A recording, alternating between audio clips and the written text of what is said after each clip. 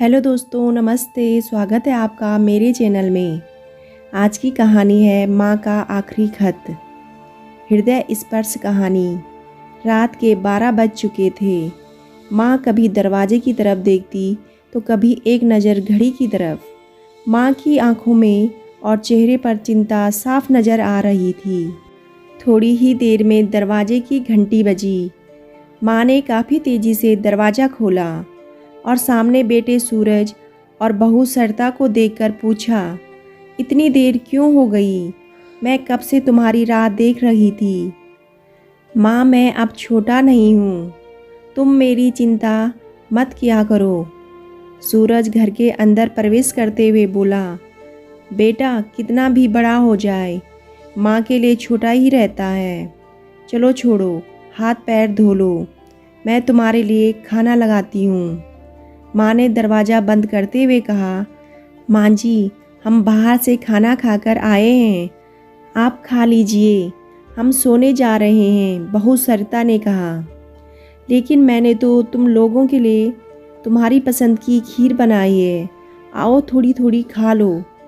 माँ, तुझे एक बार समझ में नहीं आता क्या? तेरी बहू ने कहा ना, हम बाहर से खाना खाकर आए हैं, क्यों परेशान करती हो?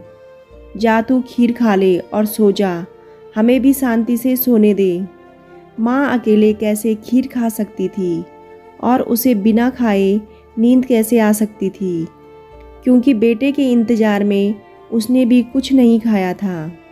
वह किचन में गई, एक गिलास पानी पिया और अपने रूम में चली गई। सुबह 10 बजे सूरज की आंखें खुली। बाजू में सरिता अभी भी सो रही थी।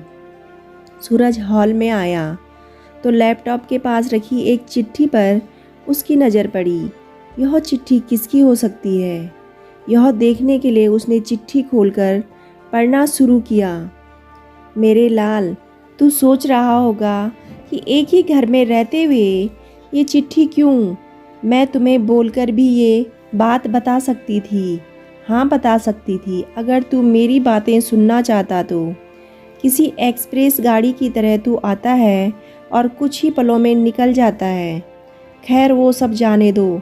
कल तुम्हारा जन्मदिन था, इसलिए मैंने खीर बनाई थी। सोचा कम से कम आज के दिन साथ में बैठकर खाना खाएंगे। मगर मैं यह बात भूल गई थी कि मेरा बेटा बड़ा हो चुका है, तो अपने दोस्तों के साथ पार्टी करके खाना खाकर आया। चलो, मुझे इस बात की खुशी ही हुई। मेरी दवाई ख़त्म हो गई है। मैंने कुछ दिनों पहले तुझे दवाई की एक चिट्ठी दी थी। अगर वक्त मिले तो वह दवाई मुझे लाकर देना, मुझे थोड़ी राहत हो जाएगी। सूरज को याद आया कि 4-5 दिन पहले माँ ने एक दवाई की चिट्ठी दी थी। उसने अपने ऑफिस के बैग में जाकर उस चिट्ठी को तलाशा और उसे खोलकर देखा। उसमें लिखा था, मुझे ऐसी दवाई लाकर दो जिससे मैं अपने बेटे को भूल सकूं। सूरज को रियलाइज हुआ कि मुझसे बहुत बड़ी गलती हो गई है। उसकी आंखें नम हो गई। वह तुरंत अपने माँ के कमरे की तरफ दौड़ा। सबसे पहले उठ जाने वाली माँ आज क्यों नहीं उठी थी, देखकर उसे आश्चर्य हुआ। उसने माँ को उठाने की काफ़ी कोशिश की, लेकिन माँ एक गहरी नींद में सो चुकी थी। सूरज के पास फूट फूट कर रोने के अलावा और कोई चारा नहीं बचा। दोस्तों, यह कहने की ज़रूरत नहीं है कि माँ बाप जीवन में कितने मूल्यवान हैं। उनके रहते हुए ही उनकी सेवा करो, उनसे प्यार करो। वह चले जाएंगे तो कुछ नहीं कर पाओगे। दोस्तों, आपको कहानी कैसी लगी कमेंट करके ज़रूर बताइएगा। कहानी अच्छी लगे तो वीडियो को लाइक और चैनल को सब्सक्राइब करना ना भूलें। कहानी सुनने के लिए आपका बहुत बहुत धन्यवाद।